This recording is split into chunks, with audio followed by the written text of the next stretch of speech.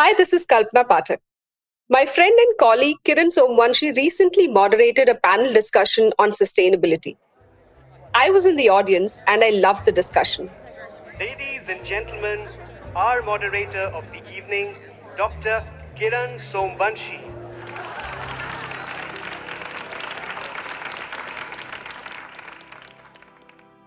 And it was amazing, right, Kiran? It was really fun, yes. Great conversations and some brilliant ideas. And the best bit was, I got to meet these amazing entrepreneurs. can you believe bioplastics being made from bamboo and seaweed? Or turning used sanitary napkins into paper, or plastic wrappers being recycled into roofs and furniture. Kiran, I think these stories need to be told, especially in the times of climate change and global warming. Exactly.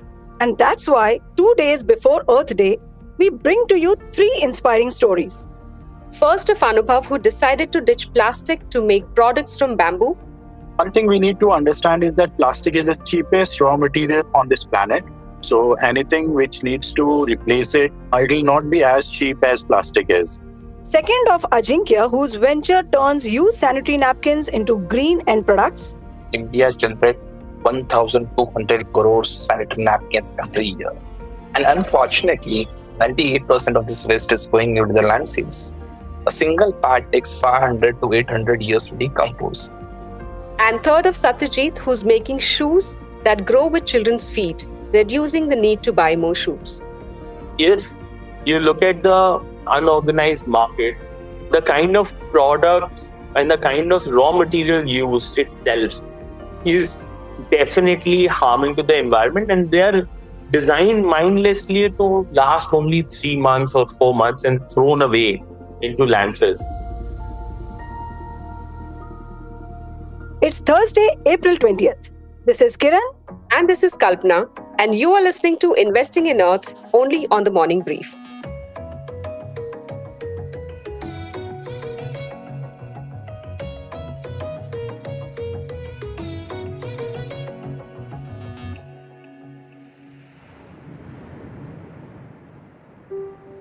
Every year, April 22nd is marked as Earth Day, basically to raise awareness about environmental issues. The first Earth Day was celebrated in 1970, and since then it has spread to 190 countries.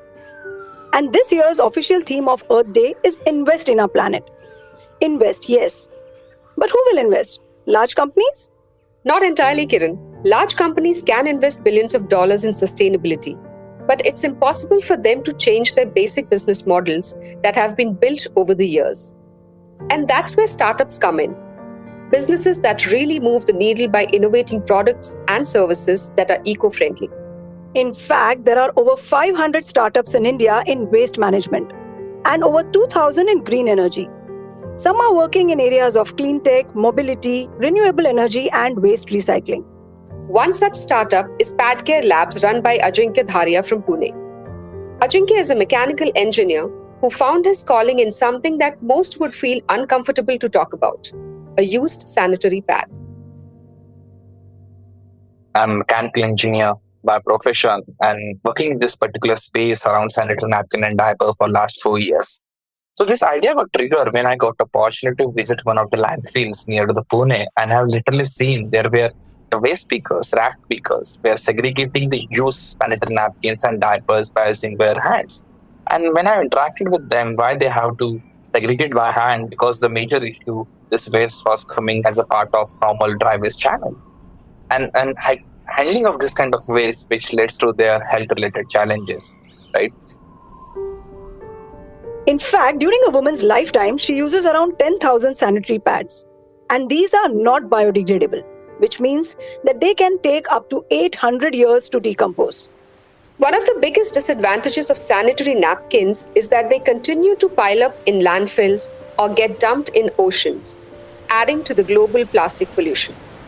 And if you look the structure of the sanitary napkins and diapers, almost more than 50 to 60% material is a plastic, and there is no typical solution available right now that can recycle this kind of mechanism.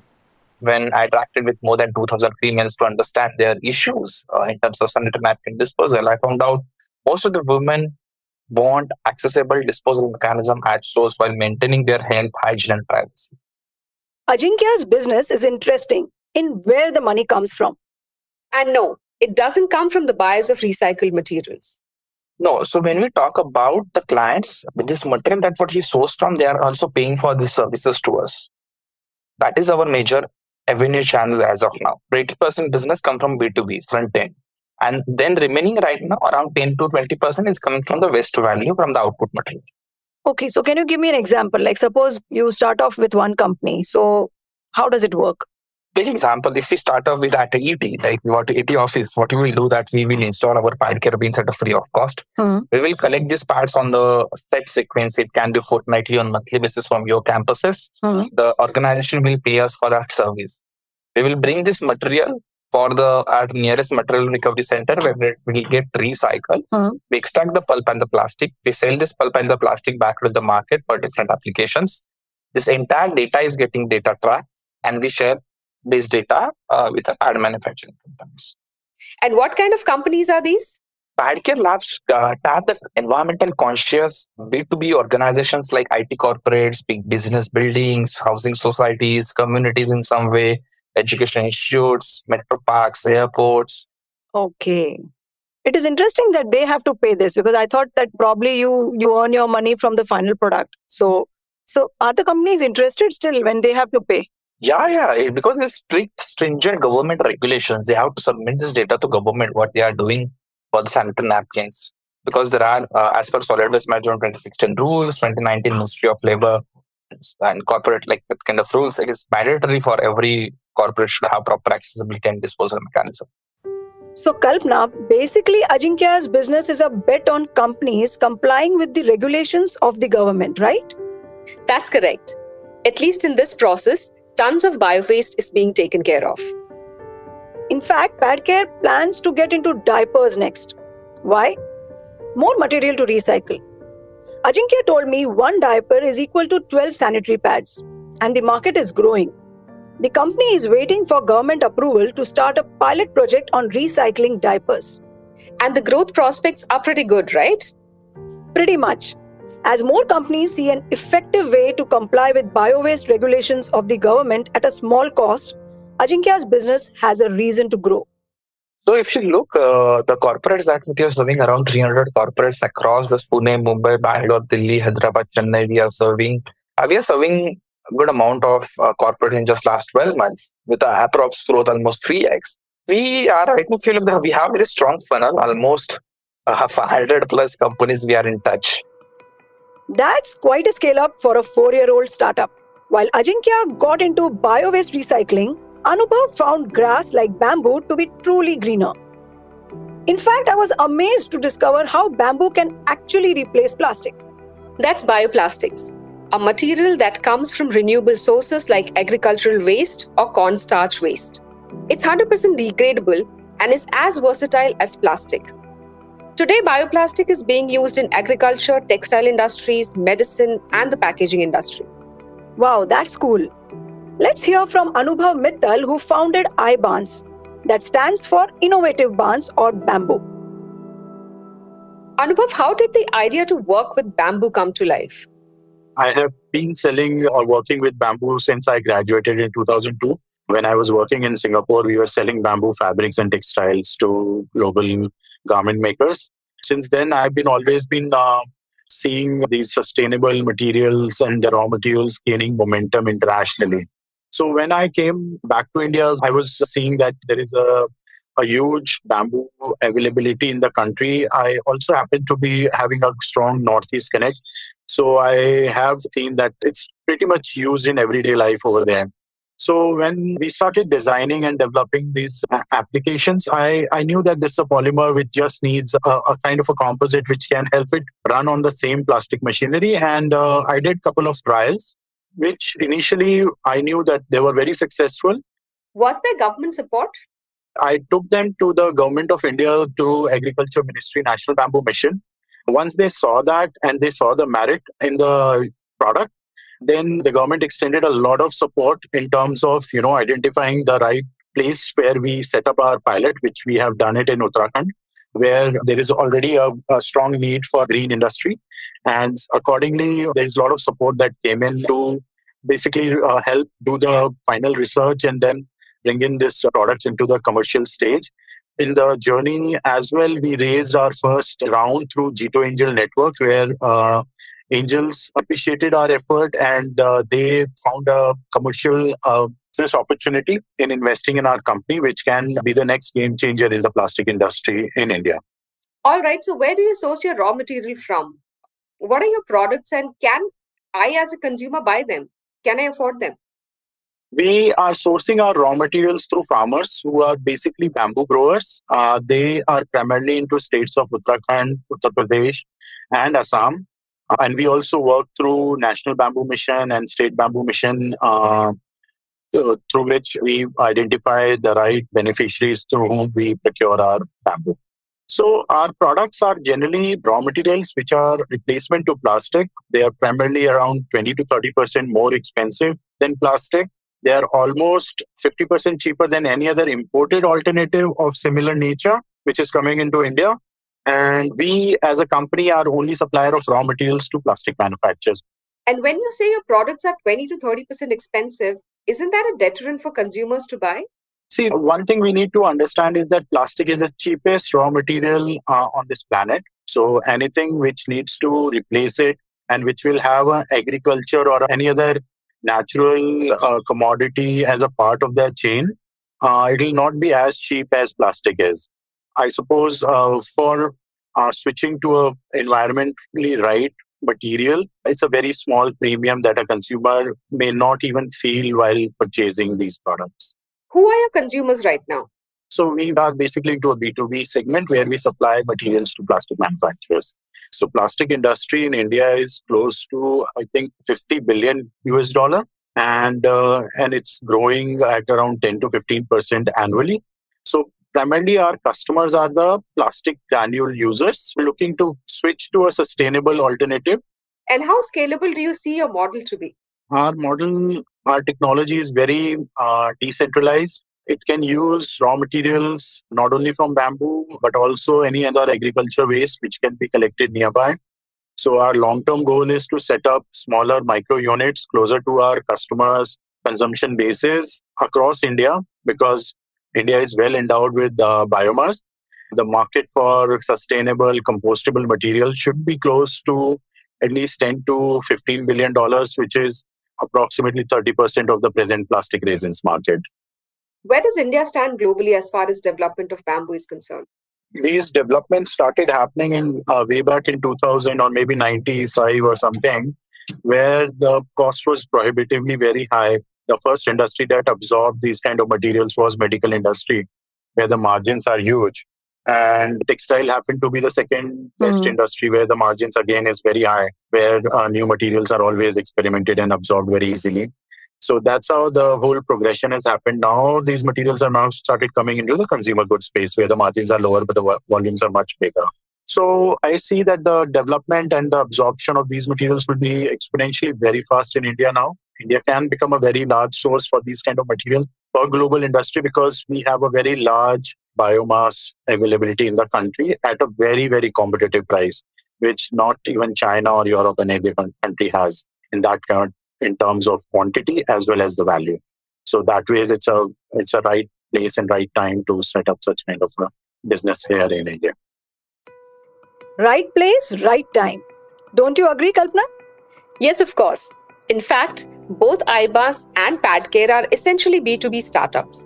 They help larger businesses make their supply chain sustainable. And they depend on resources that are abundantly available. Like India is the biggest producer of bamboo in the world. And every day, thousands of sanitary pads pile up in the landfills across the country. But what's interesting is that Anubhav can switch to any other agricultural waste for making plastic granules. So the stubble burning that causes air pollution in Delhi every winter can now become your child's tiffin box. Now, from B2B startups who work behind the scenes, we turn to a B2C startup that has a very innovative business model. It makes shoes, but not just any shoe. These are shoes for kids that grow with them up to 3 sizes. Satyajit Mittal, founder of Pune-based Areto Shoes, tells us how he worked on this idea through the pandemic. What was the eureka moment that you thought that something needs to be done in this particular space?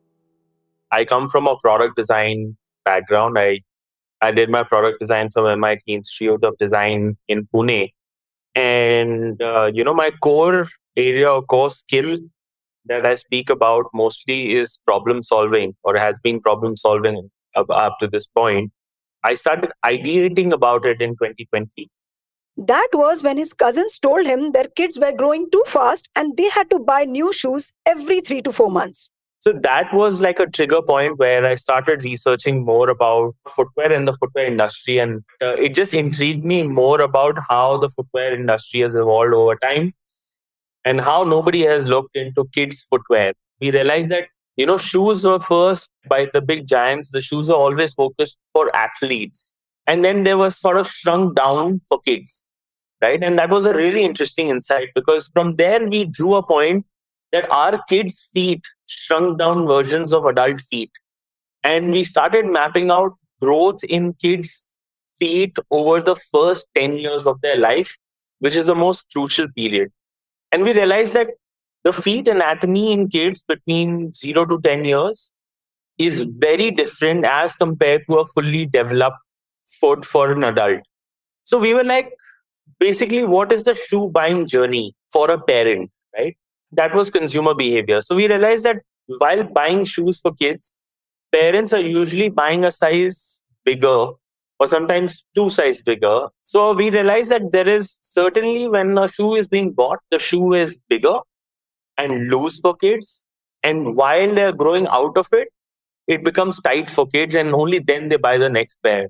So a kid in the journey is always wearing a larger shoe or a smaller shoe, and very seldom wearing the perfect fitted shoe. And that has a huge impact on children in terms of their gait, their walk, the posture, the knees. So we realized that the first 10 years is a crucial period. So why the name Areto, and what makes them so unique? So very interestingly, the name actually comes from the Greek goddess of Aret, which is the highest form of moral virtue. So when we first started, the thought was that feet are changing every single day, right? So we understood that we need to create a very flexible footwear. So we married the upper and the sole technology together to form the unibody shoe that we have, wherein each flap moves as per the contour of the feet and just starts taking the shape of the feet at that particular day and retains it over a period of time, because the knitted upper is a beautiful technology. It's 3D knitted upper technology that we use with spandex, where the grooves just slide over each other. So the threads are not stitched. They're knotted onto each other. So the knots really slide and give room with the wearer's feet. Increasing the lifespan of shoes means they are replaced less often and fewer go to the landfill. Yeah, I mean, if we were to look at it even now, or let's say we've done about 6,500 pairs. So for calculation, let me just take 6,000. And we've already traveled a 8-month journey, right? Like, so at least 12 to 15,000 pairs you would have saved from going to the minimum. Satyajit, are your shoes also eco-friendly? If you look at the unorganized market, the kind of products and the kind of raw material used itself is definitely harming to the environment, and they are designed mindlessly to last only 3 months or 4 months and thrown away into landfills. So that was a very conscious call that we took while making this brand. Even the printing that happens on our shoe is a water-based printing. It's not a chemical-based printing. We use a TPR sole, which is 100% recyclable. So these were the conscious calls that we took while manufacturing this product. Our supply chain is completely driven local. So we do not produce anything outside of India, and we assemble it in India. We make everything in India at the moment. So that is something that we were very proud of to do from day one. Like all startups, Satyajit thought the traditional methods of business would just be burdensome. So he put together a team that had nothing to do with the shoe industry. So we bought books and read them in our office. My design team read footwear design books. We quizzed each other on it. And second was, how do we make this before going out to a big OEM? Because we don't know one. So we went to a shop, bought cloth, started making soles on our 3D printing machine, started putting them together in our own office, and then started testing them out. So that has been the journey of the product. And eventually, once we understood the nuanced system, we had a patent in place. I was lucky enough to, license my first venture and, go all in with this one in the next, and bootstrapped it till we launched actually. So yeah, that's been the journey. Satyajit, a B2C brand means you and your team have to focus more on marketing. What did Areto do? So we started putting up pop-ups at kids events, at kids zones, at play areas, at schools, at flea markets, at, any kind of event which relates to children and clubs and stuff like that. We started doing that, and the kind of response that we saw, we really found that, yes, there was a gap in the market. And when you give people this solution, people are liking the solution. And the real test is when somebody buys your product in Jan and rebuys it in March. Kiran, would you buy these shoes for your kids? Not really, Kalpana. At 1,800 rupees a pair, it's like, double the cost of a normal pair of shoes. As a mother of 2 kids, this doesn't exactly excite me. But of course, that doesn't mean there are no takers for this idea. We got a call from a principal saying, my kids go through this problem, and I've been seeing that their shoes, how much of a problem it is while they're playing sports, and the shoe is flying out because it's a size bigger. They called for us. We met them. They took some shoes. They did a trial for 2 months, a couple of months, I think. And that's when they were like, okay, we're convinced that this works. And, we'd love to have this as a part of the uniform. We've actually shipped out 2,000 pairs to our first school. We are already doing 3 schools this season. By next season, we should look at doing 10x of that number. That's quite a growth opportunity to tap. Listening to Satyajit, I checked if there's a startup that makes clothes for kids that grow with them. And guess what? There is. It's a UK-based company, Petit Pli. Wonder how long before this concept comes to India. ESG regulations are prompting large companies to make their value chain green. And this need is giving birth to many sustainability startups. No doubt these startups are innovating to make the earth a better place. But they have a big challenge to contend with: cracking the affordability code. The B2B startups have to make it financially viable for the end user companies to switch from plastic to bioplastic. And the B2C startups have to make eco-friendly products that are affordable for you and me. And it's not an easy balance to strike, of course. But a beginning has been made, and technology and innovation do provide that hope. So that's it for today. I'm Kalpana Pathak. I'm Kiran Somanchi from the Economic Times. And you were listening to Investing in Earth only on the Morning Brief. A special thanks to our guests Anubhav Mittal, Ajinkya Dharia, and Satyajit Mittal for sharing their startup journey. And thank you for listening in. This episode was brought to you by sound editor Indranil Bhattacharjee and producer Sumit Pandey. Executive producers Anupriya Nair, Anirban Chaudhary, and Arijit Barman. We hope you like this episode. Do share it on your social media networks. Don't forget to tune in to a new episode of the Morning Brief podcast every Tuesday, Thursday, and Friday. It streams on Amazon Prime Music, JioSaavn, Spotify, Apple and Google Podcasts. And of course, ET's own audio platform, ET Play. Have a great week ahead. All clips used in this episode belong to their respective owners. Credits are mentioned in the description.